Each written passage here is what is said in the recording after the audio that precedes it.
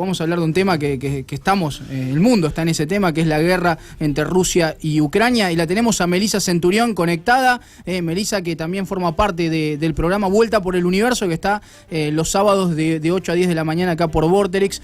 Melissa, ¿cómo te va? Bienvenida a la cassette. Buen día, Lucas. Buen día a todo el equipo de la cassette. Gracias por la invitación. Bueno, muchas gracias a vos por el tiempo, Meli. Y bueno, contame un poco, porque hoy es un día donde se hablaba de que se juntaban en un lugar intermedio a mediar y a ver cómo se resolvía este tema de la guerra. ¿Cómo está la situación ahora, Meli? Bueno, como vos decís, hoy iniciaron las negociaciones en el territorio de Bielorrusia. Las dos delegaciones tuvieron ya algunas reuniones. Hay poca información de se habló puntualmente. Se dice que ya hubo 3 horas de negociación, pero todavía no se arribó a una solución. La realidad es que tanto desde el gobierno ucraniano como del gobierno ruso tenían muy pocas expectativas en esta negociación. Ambas partes decían que no esperaban mucho, pero lo cierto es que se sentaron a negociar y dicen que van a continuar durante el día de hoy y si no durante el día de mañana. Eso por lo menos es una buena noticia, que al menos se llega a esa instancia, porque hasta el día de ayer no había ninguna perspectiva de conversaciones.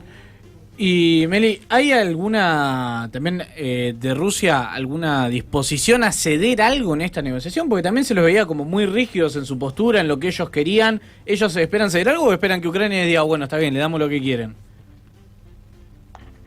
Ninguno de los dos está dispuesto a ceder nada. Ese es el principal problema de la negociación.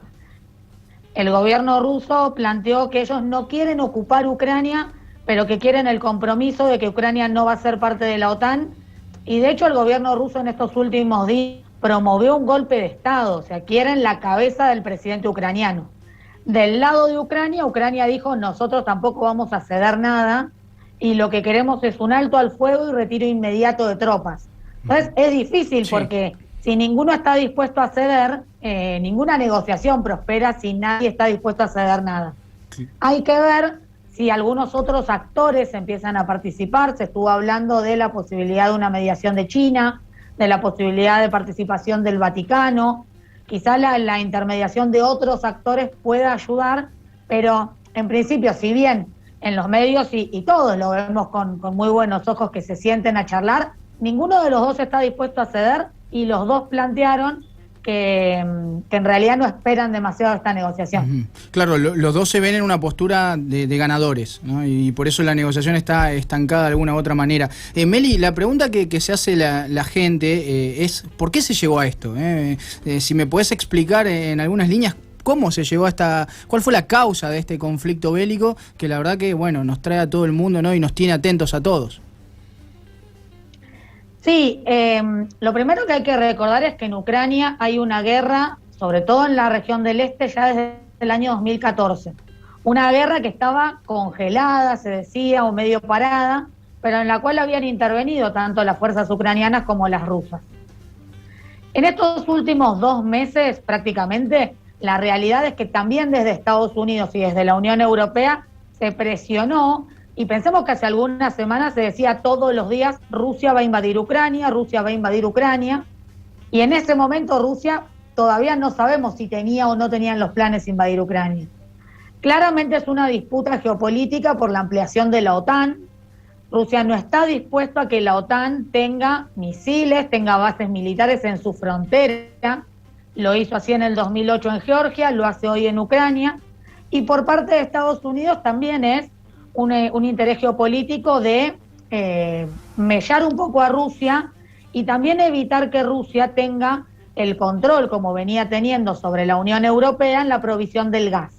El primer triunfo que tuvo Estados Unidos es que el gasoducto, el nuevo gasoducto que iba a unir a Rusia con Alemania, hoy no va a funcionar. Pero bueno, en el medio, por supuesto, queda una población como es la ucraniana, un gobierno como el ucraniano que también no colaboró porque en estos 2 meses fueron escasas sus posibilidades, o en realidad no quiso sentarse a negociar tampoco. Obviamente el actor principal y el que comete la invasión es Rusia, pero hace 2 meses que estaban en tratativas y no pudieron negociar. esto, Rusia no quería una ampliación de la OTAN, Ucrania no quería ceder, por supuesto, territorio que considera propio en el este. Es verdaderamente un conflicto complejo, que tiene un montón de aristas, pero que hoy nos enfrenta a la primera guerra en el siglo XXI en el territorio de Europa. Guerras tenemos todo el tiempo, pero es la primera en el siglo que se da en el medio del territorio europeo. Se habla muchísimo de este tema, claro, como vos bien marcás, Meli, que quizás al darse también en territorio europeo también genera mucho más repercusión. Y el nombre de Putin, a ver, se ha hablado muchísimo de este presidente ruso, se habla incluso, se lo relaciona con Hitler. ¿Qué me podés decir de Putin? ¿Qué líneas me podés describir de esta persona que, bueno, que hoy en día está tomando el poder realmente de esta situación? Bueno, las comparaciones con Hitler yo no las abono, pero personalmente porque pienso que son contextos históricos totalmente diferentes y situaciones totalmente diferentes.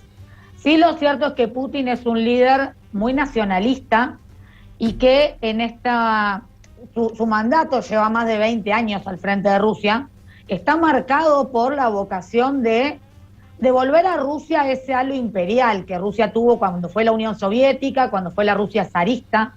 Entonces, sí es cierto que hay una vocación de expandirse, de tener el control sobre los territorios que antes eran de la Unión Soviética y demostrar que Rusia es un actor fuerte en el escenario internacional. Pero eso también responde al interés de los ciudadanos rusos, ¿no? Tenemos que pensar que, si bien es claro que Rusia no es una democracia con todas las reglas, sí, el apoyo a Putin dentro de su país es muy fuerte. Es decir, hay un alto apoyo al gobierno, si bien también es cierto que en estos últimos años, a raíz de la pandemia y de los problemas económicos que afronta todo el mundo, este nivel de apoyo bajó un poco. Tengamos en cuenta también que, a pesar de que hubo manifestaciones en Rusia contra la guerra, la mayoría de los rusos están a favor. Entonces, es difícil comprender un personaje de esta magnitud como Putin, tipo un líder fuerte, dicen los rusos, un líder que tiene rasgos autoritarios, pero que a la vez refleja la vocación de los rusos de ser un imperio. Y les devolvió un lugar en el escenario internacional que habían perdido. Entonces, es claro que desde Occidente se lo demoniza, y esto no es justificarlo ni justificar la guerra de ninguna manera, porque personalmente no justifico las guerras nunca en el mundo, pero es comprender de dónde viene esto. Viene de un pueblo que tiene una vocación de ser un actor importante en el escenario internacional y que tiene en Putin un líder fuerte, un líder conservador. Eso es importante saberlo. Hay muchos que identifican a Putin con el comunismo, con la izquierda. Nada más lejos, es un muy conservador, ultranacionalista y que devuelve a Rusia ese lugar de preponderancia, específicamente en el ámbito militar. ¿Y qué lugar ocupa el tema de la independencia de ciertos sectores de Ucrania, que también se habla en Rusia, que no la reconocen? ¿Qué papel juega eso? ¿Si tiene que ver en las causas de la guerra o es una lucha aparte? ¿Cómo entra eso? Sí, tiene que ver. De hecho, la guerra, la del 2014, se da luego de esta independencia de las repúblicas del Donbass, Donetsk y Lugansk. En Ucrania hay una parte de la población que es más prorrusa, que habla ruso, que de hecho es de etnia, podríamos decir, o descendientes de rusos, y otra parte de la población que es más pro-Europa, habla ucraniano, y esta disputa interna en el 2014 tuvo la participación de Rusia, por supuesto, apoyando a estas repúblicas separatistas y anexándose la península de Crimea. Entonces, esto es parte del conflicto, porque de hecho la declaración de guerra de Rusia llega al día siguiente de haber reconocido la independencia de estas repúblicas.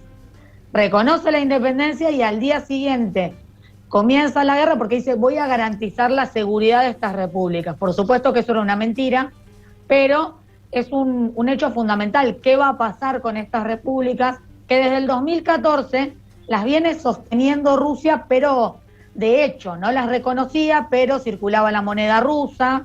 Claro. Estas repúblicas emiten un pasaporte y el único país que la reconocía era Rusia. Es decir, y esto hace que va a ser central en las negociaciones también. ¿Qué va a pasar con las repúblicas del este de Ucrania? ¿Se va a aceptar que sean independientes? ¿Van a volver al control de Ucrania? ese va a ser un elemento central para poder también resolver la guerra. Meli, agradecerte el tiempo, la verdad que como oyente de Vuelta por el Universo me gusta muchísimo y felicitarte también por el programa, un programa muy rico que te atrapa realmente a meterte un poco y a indagar de lo que pasa en la política internacional. Estás con Marcelo Rojas, que la verdad que hacen un lindo dúo. Así que felicitarte por eso. Y por último preguntarte también esto, ¿no? Las consecuencias que se están viendo hoy. Porque hoy leía por los medios que se habla de que va a quebrar, o ya quebró, digamos, se habla de la quiebra del banco principal en Rusia, digamos, de que la OTAN y que países como Estados Unidos le están cerrando de alguna manera el grifo económico. ¿Qué consecuencias se ven hoy, Meli? Bueno, primero gracias por tus palabras sobre el programa. Los esperamos a todos el sábado de 8 a 10, que vamos a seguir analizando Rusia y Ucrania. Las consecuencias económicas no solo las va a sufrir Rusia, las va a sufrir el mundo. Es cierto que estaba en un momento fuerte económicamente hablando, con muchas reservas en el Banco Central, con nuevos acuerdos económicos con China y con India para venderles energía, pero estas sanciones económicas tienen un impacto, sin duda, en la economía rusa. También va a tener un impacto en la economía europea, porque en la medida que no le puedan comprar más gas a Rusia, lo van a tener que ir a comprar a otro lado, a Estados Unidos, a Qatar, y va a ser más caro. Está teniendo también un impacto en los mercados de alimentos. Ucrania es un gran productor de alimentos. Entonces, esto está teniendo un impacto con un aumento en el precio de alimentos como el trigo, como el maíz. La realidad es que el impacto puede ser muy importante a nivel mundial y también puede haber un impacto, entre comillas, no deseado para Estados Unidos. Leí nada más que por este bloqueo económico se está planteando Rusia crear una moneda digital para comerciar con países como India o China, y que India o China podrían comprarle gas sin utilizar dólares. Eso es central, las sanciones económicas funcionan porque el comercio internacional se mueve en dólares. Claro, claro. Si estos países no tienen acceso a los dólares, no podrían comerciar. Bueno, esto si llega a darse, algo que hace varios años lo vienen trabajando, que es poder comerciar en monedas, podría ser un tiro por la culata para Estados Unidos. Mira. Pero sin duda Rusia inicialmente se va a ver muy afectado en su economía, y también la Unión Europea y el propio Ucrania. Un dato nada más: Ucrania está pidiendo en estas horas ser aceptado de emergencia en la Unión Europea. Es claro que la Unión Europea no lo va a aceptar de un día para el otro, pero es la búsqueda de tener más aliados. Un poco Ucrania se siente solo, a pesar de que tienen mucho apoyo en armamento, no tienen apoyo en tropas, y eso es definitorio en este momento de la guerra. No, es tremendo, es una jugada de ajedrez de los líderes mundiales también, y de las economías que está constantemente, y que estamos ahí, ¿no? Monitoreando todos en vivo, porque es minuto a minuto, realmente. Pero bueno, Meli, gracias por el tiempo, y nos estaremos encontrando. La verdad, un placer enorme hablar con vos. Muchas gracias a ustedes. Un gran abrazo. Melissa Centurión, bueno, una de las conductoras de Vuelta por el Universo, que está todos los sábados de 8 a 10 de la mañana. Muy lindo el programa, la verdad, interesante.